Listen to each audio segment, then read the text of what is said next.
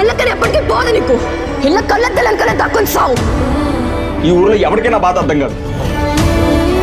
Download and subscribe to ETV.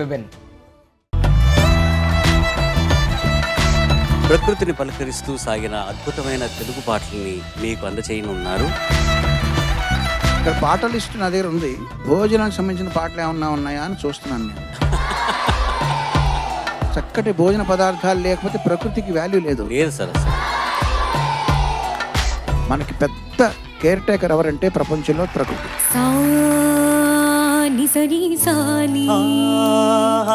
చిన్నాన్న గారు విజయేంద్ర ప్రసాద్ గారు ఉన్నారు. ఆయన నన్ను తిట్టారు ఒకసారి.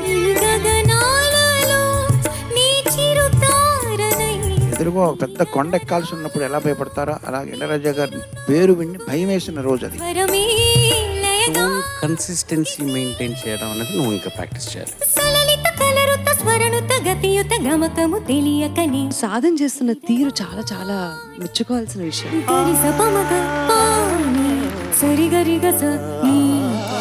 వయస్సులో వసంతమే ఉషస్సులా. నీ మూల ధాతువు ఏంటంటే వైవిధ్యం. పదాల నాయదా స్వరాల సంపద. మంచు తాకి కోయిలా. కొన్ని పాటలకి సింపథెటిక్ రియాక్షన్ వస్తుంది. అంటే బా నేను కూడా పాడితే బాగున్నాను. ఆమని పాడవే హాయిగా. సునీతకి చాలా సార్లు వస్తుంటది, నాకేమో అప్పుడప్పుడు.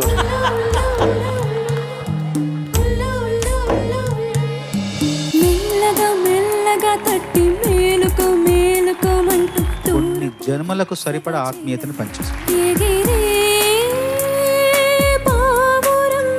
ఎంత బాగా పాడావో చెప్పలేదు. ఉంటే ఏదా అన్నప్పుడు అయితే షార్ప్ అన్న అవుతుంది, ఫ్లాట్ అన్న అవుతుంది. అక్కడ కంట్రోల్ అవసరం. అది నువ్వు సాధించావు. మెల్లగా తెల్లారిందో ఎలా వెలుతురే తెచ్చేసిందో. శాస్త్రీయ సంగీతం నేర్చుకున్నావు కదా, నేర్చుకుంటా. అది చాలా హెల్ప్ అయింది ఈ పాట పాడడానికి. కన్నులకే తీయదనం. కన్నులకే తీయదనం రుచి చూపే చిత్రాలే అన్నాడు. పులకరించిపోయింది ఒళ్ళంతా ఆ మాటకి. కావ్య స్పర్శించాడు. మమతలు పంచే ఊరు ఏమిటి దానికి పేరు పల్లెటూరేగా. ప్రకృతి అంతా పల్లెటూరులోనే ఉంది అని చెప్పావు ఈ పాటతో. దేవుడే లేడనే మనిషున్నాడు. ప్రకృతి అంటే అమ్మే కదా, అమ్మ మీద పాడితే ప్రకృతి మీద పాడినట్టే అనే ఉద్దేశంతో ఈ పాట. ప్రకృతిలోని ప్రతి అణువున అమ్మే కాదా, అమ్మ అనురాగం ప్రతి నిమిషం మనదే కాదా.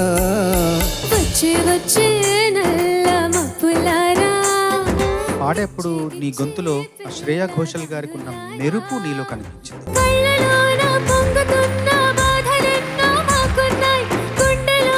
ఎక్కడో ఉంది పాట, కిందకి రావే.